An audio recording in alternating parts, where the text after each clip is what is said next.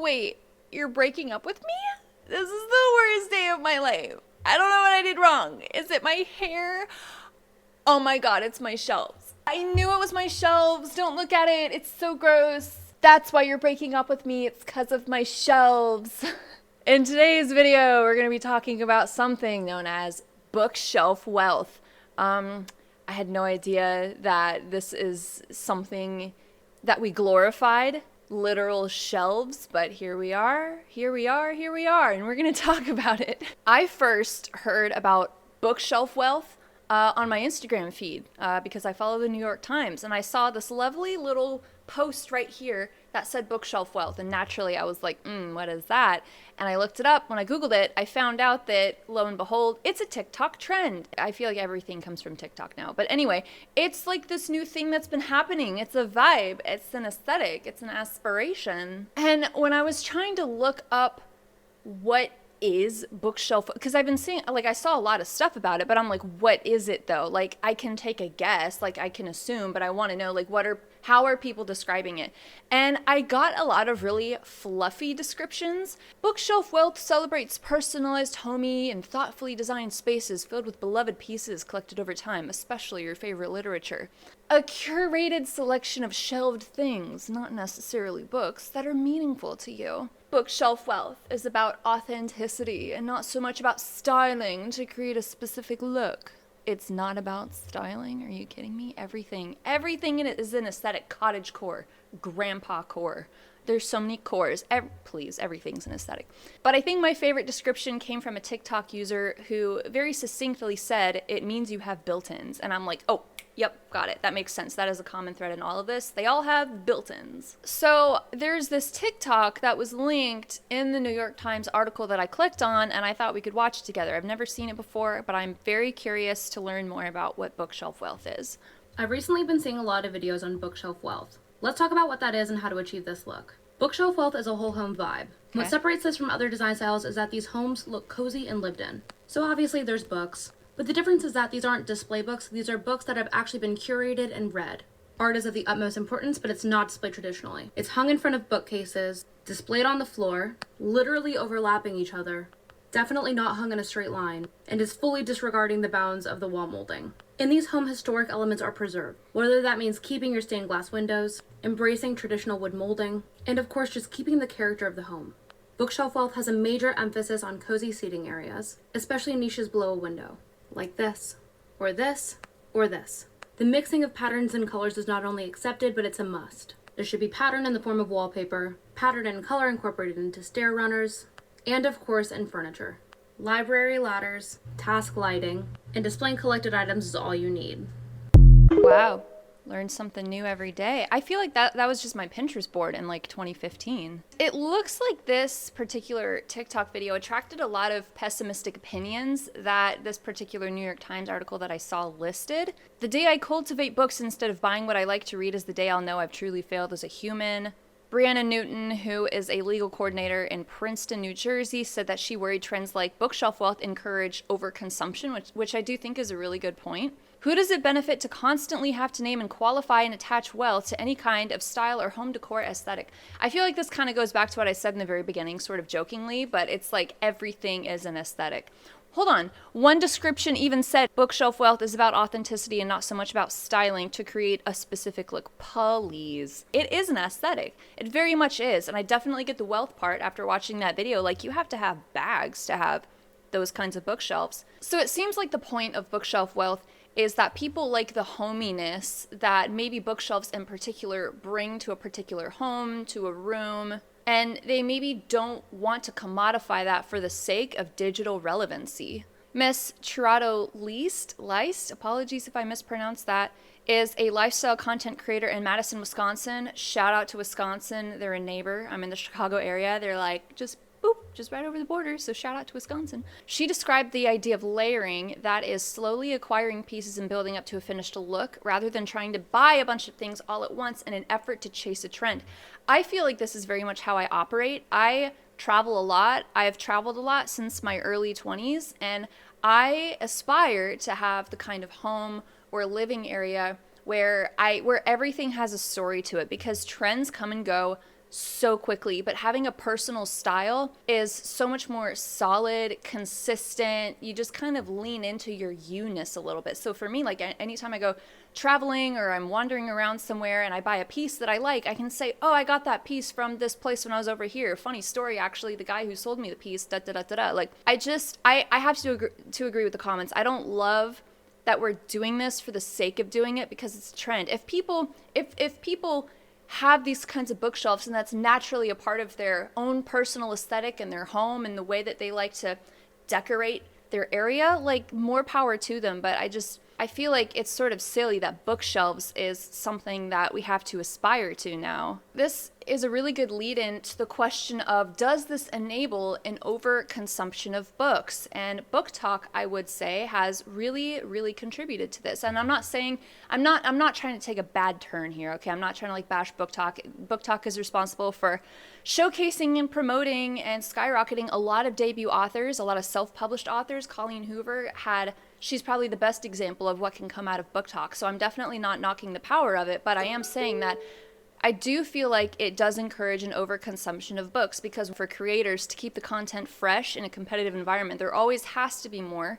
And that more can easily morph from doing the hobby to buying the stuff for the hobby. So now we're kind of getting a little bit into buying books versus reading books. And I'm guilty of this too. I think it's easier to avoid being swayed by overconsumption and by these, huge trendy recommendations when you are really, really clear and grounded in what you personally like and the kinds of books that you like and new ones that you're willing to take a chance on. And I feel like it's really, really hard because we're in such a digital, heavily trend-based society. I feel like it's easy to give into what's popular, but maybe not necessarily good. And in fact, I talk a little bit about this in one of my more recent videos, where it's a bit of a hot take, but I basically say how I just don't feel like popular books are really all that good. The really, really big popular books, like you hear about them, all the celebrity book clubs are promoting them, all the BookTok influencers are promoting them, you buy them and they're just kind of okay. If we're talking about bookshelf wealth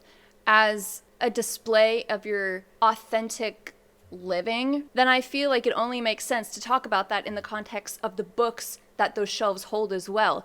Buying books for the sake of establishing an aesthetic is so wrong for me personally. If that's something that you love to do, great, go do it. I'm not trying to tell you what to do, but I'm saying that for me, it's difficult for me to do that. I'm not going to create a whole bookshelf aesthetic because I have books that look the part versus books that I actually care about.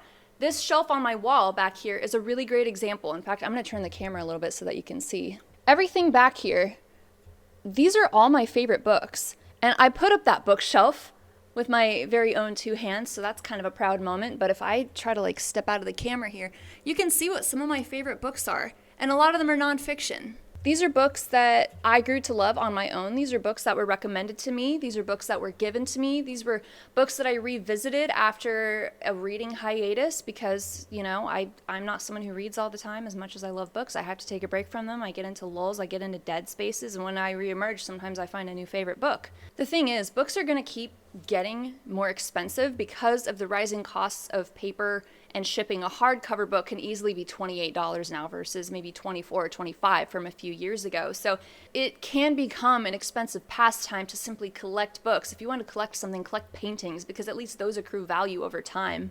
I'm lucky enough to live very close to a library. Libraries are an amazing resource. You get so much out of a library and it's all free. You step into a library and you're not expected to pay anything. You can kill hours there and not be expected to buy anything. So I use my library very heavily, and now if there's a book that I'm interested in, I'll head over there, find the book, and if I don't see the book that I want, little tip is that you can always ask your library to request that book from another library within that consortium. I have library work experience, so I know that this is a thing. And then I'll give it a go. If I like it, sometimes I'll stop reading it, buy the book, and then finish it with my own copy of it so that I can write in it and annotate and stuff. Sometimes, if it's a really big book or if it's difficult for me to get into, I will listen to the audiobook version until I kind of find a bit of a groove, and then maybe I'll either keep listening to the audiobook or finish it up in the physical thing. Like, there are so many more sustainable ways of enjoying and collecting books that are curated to your taste and what you personally enjoy, because I genuinely feel like that is everyone's superpower, is having their own personal tastes and interests versus giving into what's popular for the sake of digital relevancy. And oftentimes, if I do decide that I want to buy a book just for my own consumption, I'll get them off thrift books. I freaking love thrift books. I'm not sponsored by them. I'm way too small of a channel to have any sponsors, but I genuinely love them, and I hope one day I would love to get sponsored by thrift books. But you can get so many books for like under $10, and if your order is like at least $10, like, you get free shipping, and it comes to your mailbox in like a week or so. Like, it's awesome. So anytime I want to buy anything, you get it for cheap. You don't have to rely on Amazon if you're not much of an Amazon person. If you kind of want to set boundaries with them, I totally get it. People have different feelings with Amazon, but that's just generally what I do. If I'm curious about a book, I'll utilize my library. If I like it, then I'll get a copy for myself. So I thought I would walk around my house and show you realistically what my bookshelves and book collections look like, because it matches how I live. So let's just do that, shall we? Here we go.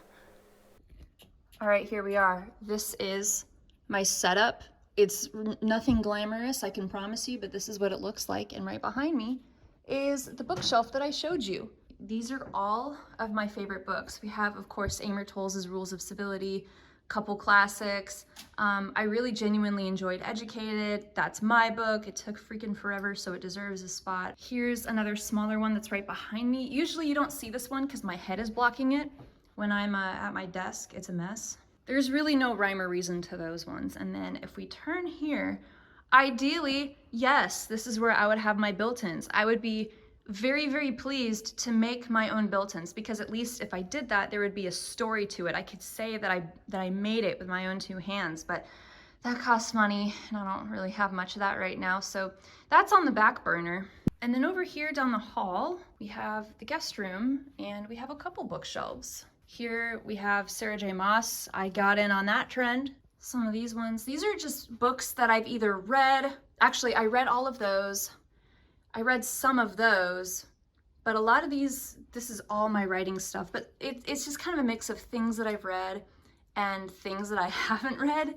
That might bother people that it's not as organized as others, but this is my shelf. This is how I live, and it works for me.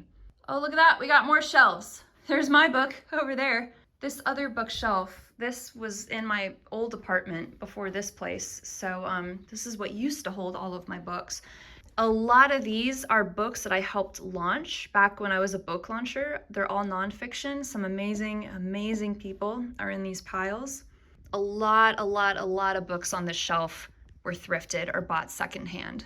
By the way, I'm just gonna say this book, The Good Neighbor by Maxwell King, was really good. Oh, look, right here. We got another stack of books. 2 of them are mine. If you want a book, let me know.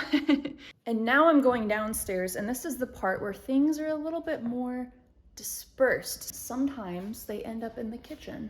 Normally, if I'm like coming home from the library or something, I'll just like put a stack of books here until I figure out what to do with them. On my nightstand, I've been really excited to read this one. This is actually my first self-published book that I will be reading, From Blood and Ash. I've just been oddly getting into some romantasy lately. I don't know what's gotten into me. And then this one is my newest one, and it's really good so far. Only Say Good Things, Surviving Playboy and Finding Myself. She was like the 3rd or 4th wife of Hugh Hefner, but so far it's really good. This one's also from the library. It's just about giving better presentations, stuff like that. So I've been trying to reduce screen time at night, so I keep like a bunch of books here to remind me to not do that. And then if we step into Nick's office, Nick is my life partner. He's also got his own stack of books. A lot of business books for him. This is a nonfiction household. Some of these actually I've been pretty curious about myself. We have some cookbooks down here. This book is really, really good, by the way. It's super practical. If anyone's looking for a job and you want to maximize your time that you put into it, this is a really good resource for that. I think there's like another, like a part 2 or something that goes to this about job interviewing for anyone who's on the market for a book or a job right now.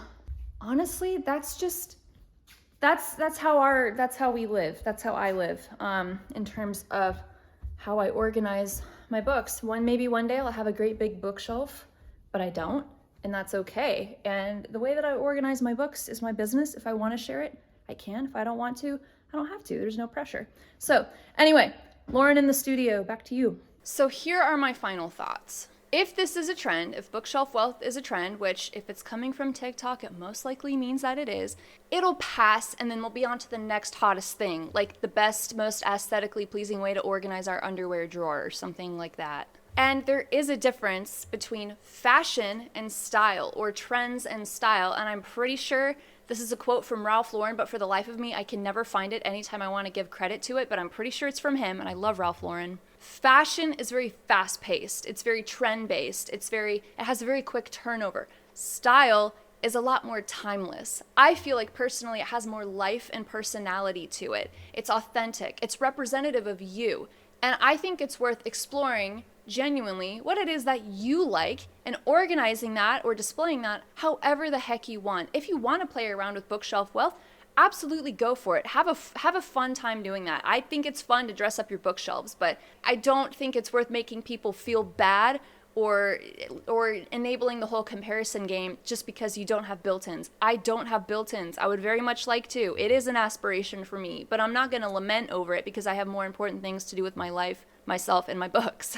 So anyway, this is your friendly neighborhood book lover, Lauren, telling you to embrace what you like and to be a flamingo in a flock of pigeons when it comes to bookish trends and all things relating to that, etc. So with that all being said, I hope you got something out of this video. I'm very, very, very curious to hear what you have to say. So if you have the same or differing opinions or an entirely different perspective that we maybe haven't explored, definitely feel free to let me know. I'm a very open-minded person and I like having conversations with you. So I hope to see you in the next video, and take care in the meantime. I think that's it. I never know how to end these things. Bye!